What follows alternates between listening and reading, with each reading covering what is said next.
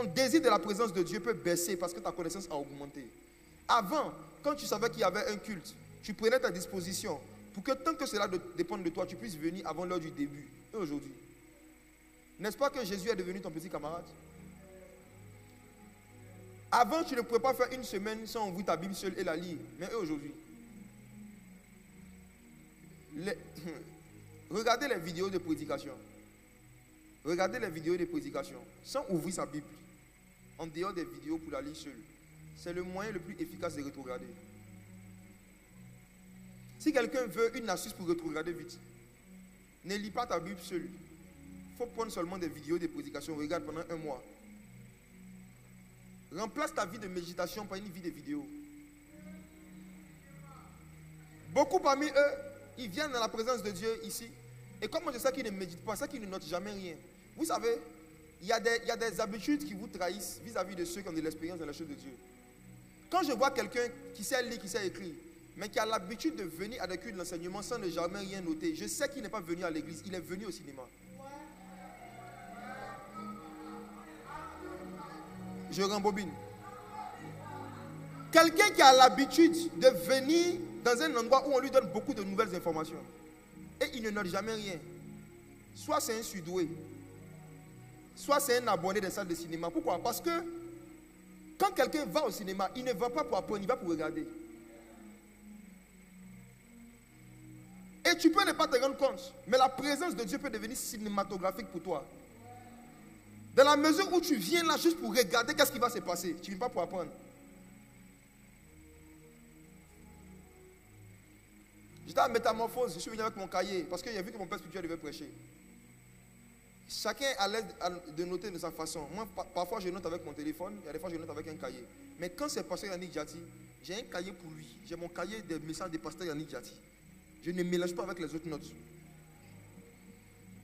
Donc, je suis passé avec mon cahier et il y a un jeune dans la salle que je voyais pendant la première session, toute la session, il faisait les ouais, les amen, les wesh. Il ne notait rien. À la fin, je l'ai récupéré à la fin. Je lui ai dit, fais-moi un résumé de la première partie, le matin. Qu'est-ce que tu as retenu? Il a retenu que c'était doux. Le camp est doux. Tout ce qu'on a dit, c'est qu'il a compris que quand est doux, c'est doux.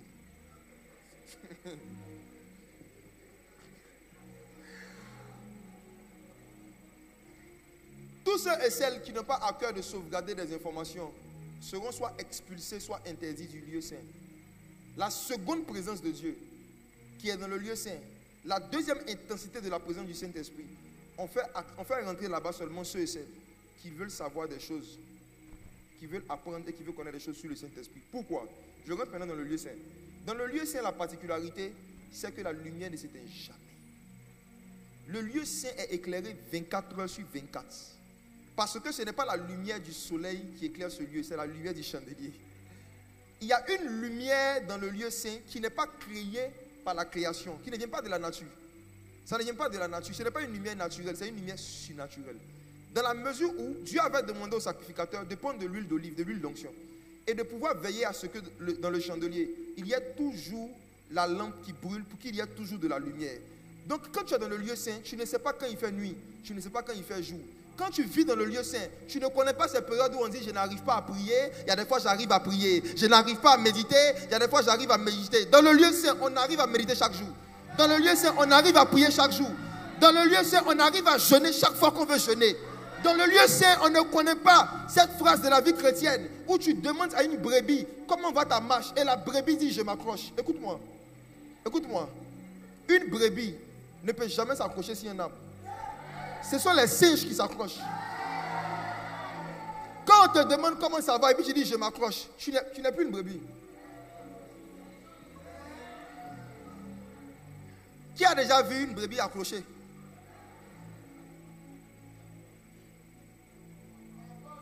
Ceux qui s'accrochent là, c'est les singes et puis les gorilles. On s'accroche. On s'accroche. Quelqu'un qui est accroché, ça montre qu'il veut tomber. Quand il dit on s'accroche, ça veut dire que je suis sur le point de partir, mais attraper une branche. Tu es toujours en position d'accrochage. Écoutez-moi. Trouvez-moi le passage qui parle de Titus dans Actes. Je vais vous montrer un détail. Je dis, même votre manière de vous tenir dans la présence de Dieu peuvent nous donner un indice. Un indice, vous êtes dans quel type de présence? Le parvis, le lieu saint. Même la façon d'être. Regardez Titus, regardez quelque chose.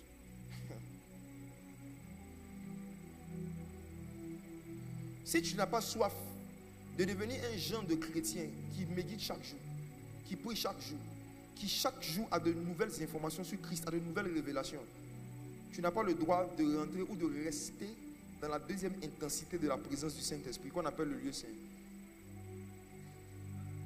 Acte 20, verset 9. Verset 9. Or, il y avait un jeune homme nommé Eutychus, c'est ça? Lis ça s'il te plaît, regardez quelque chose. Or, un jeune homme nommé Eutychus, qui était assis sur la fenêtre. Pause. Relis. Acte 20, le verset 9.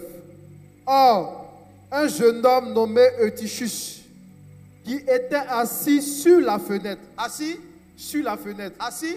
Sur la fenêtre. Qui a déjà vu ça dans sa vie? On vient faire un programme et puis il y a un au milieu de nous qui n'est pas assis sur une chaise. Il n'est pas assis vers la fenêtre. Il est assis sur la fenêtre. Qui a déjà vu quelqu'un comme ça? C'est un singe. On s'accroche là, c'est ça qui est là.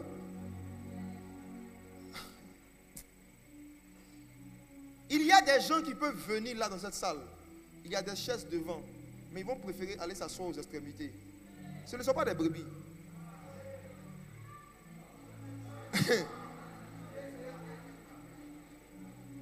Ce n'est pas parce que tu es un enfant de Dieu que tu es une brebis de Jésus. Hein.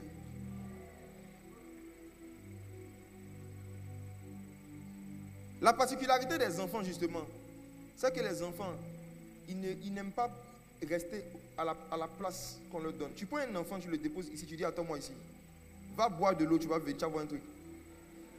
L'enfant aime choisir sa place. La brebis se laisse conduire par le berger. La brebis fait ce qu'on lui dit de faire. Il y a des gens qui viennent, on leur dit asseyez-vous, vous leur dit non, moi je préfère là-bas. Comportement de singe. La brebis se laisse guider, la brebis se laisse orienter. Mais les enfants, c'est l'image de l'immaturité. Ils se comportent comme des singes. Eutychus ne s'est pas assis vers la fenêtre, il était sur la fenêtre.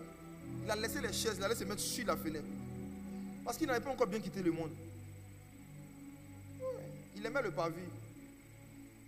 Il aimait le parvis. Il ne supportait pas la présence qui était là. Vous allez comprendre quand je vais évoluer pourquoi il y a des gens qui aiment s'asseoir derrière. Il y a des gens qui aiment s'asseoir derrière quand ils viennent dans la présence de Dieu. Même comportement que Adam et Ève après la chute. Ils ne supportent pas la présence. Il y a quelque chose en eux qui les met mal à l'aise et qui les dérange quand ils sont trop proches du prédicateur.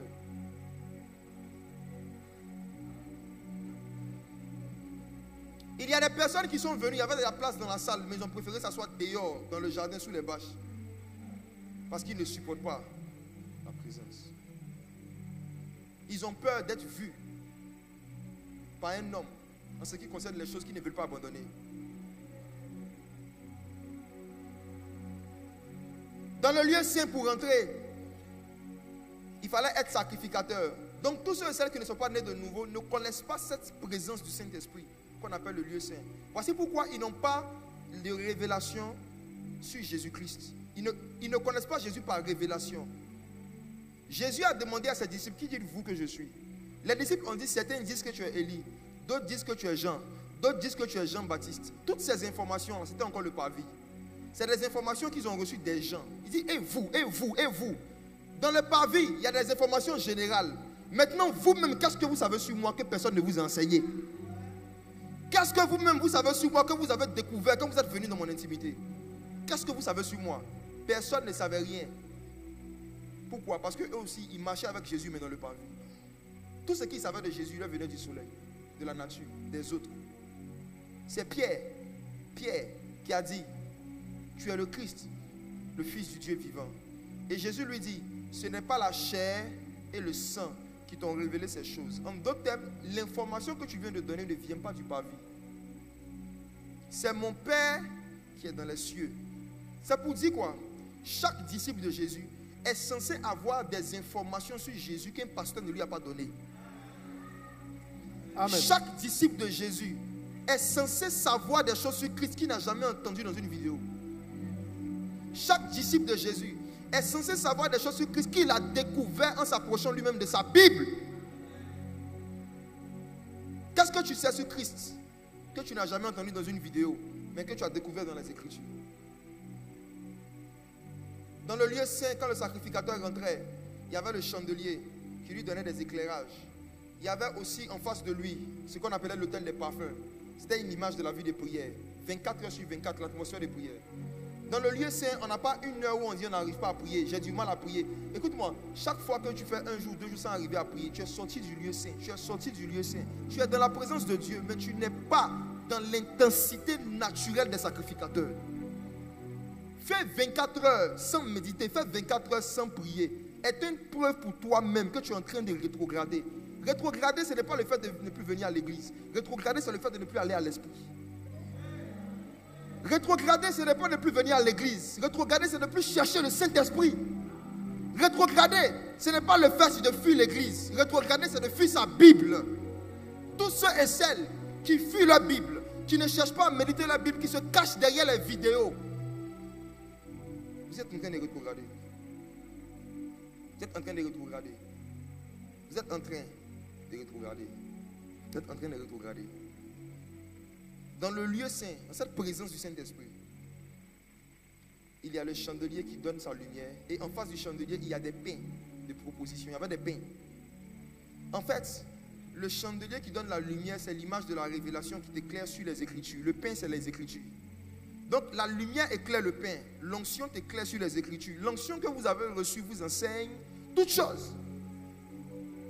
Faire 2 jours, 3 jours sans pouvoir recevoir un enseignement du Saint-Esprit en lisant sa Bible est un signe qu'on n'est pas en contact avec le Saint-Esprit. Ce n'est pas parce que Dieu marche avec toi qu'il est proche de toi. Si Dieu pouvait marcher avec les Juifs et être en l'air, tu peux marcher avec le Saint-Esprit et puis il est en haut, là-dessus de toi. Voici pourquoi tu marches. Tu sais que tu es chrétien, mais tu te sens seul. Tu sais qu'il y a une présence qui n'est plus là. Il y a une présence qui n'est plus là. Frère, je vous dis la vérité. Quand un don spirituel te quitte, tu ne sais pas. Mais quand la présence te quitte, tu sais. Quand un don spirituel s'éteint en toi, tu ne sais pas forcément. Mais quand tu n'es plus dans la présence du Saint-Esprit comme avant, tu le sens. Tu le sais. Tu le sens. Il y a une assurance que tu n'as plus. Il y a une force de jeûner même que tu n'as plus. Il y a une force de prier seul que tu n'as plus. Il y a une force de lire longtemps ta Bible que tu n'as plus. Frère, on peut être pasteur, on peut être prédicateur, on peut être actif sur les réseaux sociaux, on peut exhorter, évangéliser les gens. Alors qu'on est sorti du lieu saint, on est dans le parvis. On peut faire tout ça à partir du parvis. On peut faire tout ça à partir du parvis. On peut faire tout ça à partir du parvis. Dans la marche chrétienne, si vous ne faites pas attention, vous qui êtes actifs dans l'œuvre de Dieu, si vous ne faites pas attention, arrivez un moment dans le monde spirituel, au lieu d'être des disciples qui suivent l'Esprit, qui suivent sa présence, vous allez devenir des panneaux d'indication qui montrent le chemin aux autres mais qui ne bougent jamais. Les panneaux d'indication ne vont jamais dans les endroits qu'ils indiquent aux gens. Quand tu dis aux gens, il faut avoir une vie de prière, alors que toi-même tu ne pries pas, tu as un panneau. Le panneau te dit, voici la route de Yamoussoukro, mais le panneau n'est jamais là, Yamoussoukro. Quand tu dis aux gens, il faut avoir une vie de jeûne, alors que toi-même tu n'as aucune vie de jeûne, tu as un panneau dans le monde des esprits. La question que je veux que tu te poses avant que je continue, est-ce que j'ai toujours soif de la présence du Saint-Esprit? Comme au début. Comme au début. Jésus nous appelle à ne jamais aller dormir sans avoir mangé du pain. Et ce pain en question, c'est la parole. Quand vous êtes en train de regarder des vidéos, vous n'êtes pas en train de vous nourrir spirituellement, vous êtes en train de vous servir spirituellement. Les vidéos, ce n'est pas la nourriture, c'est le restaurant. Je peux parler? Les vidéos là, ce n'est pas la nourriture, c'est pas la nourriture, c'est le restaurant. Quand tu es en train d'écouter une prédication, là tu es en train de m'écouter, non? Je ne suis pas en train de te nourrir, je suis en train de te donner à manger. C'est différent. Hein? Regarde. Si tu t'approches de moi, que je te donne un poulet, est-ce que à partir du moment où je te donne le poulet, tu es rassasié. Si tu t'approches de moi, que je te donne un poulet, si tu ne manges pas le poulet toi-même, tu ne le mets pas dans ta bouche, est-ce que tu seras rassasié? Quand je vous prêche, je vous donne la nourriture spirituelle. Vous avez la responsabilité vous-même maintenant de mâcher et d'avaler cette nourriture par des méditations personnelles. Je vous donne la nourriture, mais est-ce que vous mangez? Toutes les nourritures que vous recevez dans les vidéos, dans les cultes, est-ce que vous les consommez vraiment? Combien parmi vous reméditent ce qu'on leur prêche? Combien? Combien? Quand Jésus prêchait, il commençait souvent ses enseignements par en vérité, en vérité. C'est pour dire qu'une vérité ne peut jamais être comprise une seule fois. La vérité doit être toujours répétée pour qu'elle soit comprise. En vérité, en vérité. Donc une vérité que tu as découverte aujourd'hui, ça c'est en vérité. Mais quand tu vas encore à la maison, il doit avoir encore en vérité. On vous donne beaucoup d'enseignements, ça produit quoi dans vos vies? Vous passez des longueurs de journée à regarder des vidéos. Qu'est-ce qui change en vous après toutes ces vidéos? Vous êtes comme des gens qui partaient au restaurant juste pour faire des photos mais qui ne mangeaient pas. J'étais au culte, pas. J'étais à la conférence, pas. J'étais à la veillée, pas. Tu as mangé quoi spirituellement? Qu'est-ce que tu as appris que tu ne savais pas? Le diable veut remplacer nos Bibles par nos vidéos. Le diable veut remplacer les Bibles par les vidéos. Le diable veut remplacer les Bibles par les vidéos. Créez des groupes WhatsApp d'études bibliques. Vous qui êtes dans les groupes déjà avec les aînés, développez la culture chaque matin, désignez quelqu'un, il n'a qu'à vous dire avant le soir. C'est-à-dire que, par exemple, on dit aujourd'hui, c'est Didier. Aujourd'hui, Didier, ce soir, partage-nous ce que tu as médité aujourd'hui. Si tu vois qu'il dit, j'ai médité sur la présence insupportable du Saint-Esprit, Exode 26 dit, c'est prédication de quelqu'un. Il faut laisser ça là. Il faut laisser ça. Qui dites-vous que je suis? Je lance le mot d'ordre. Tous les membres de la MSA, chaque jour, à partir d'aujourd'hui, les aînés, désignez un cadet qui doit partager ce qu'il a médité chaque jour.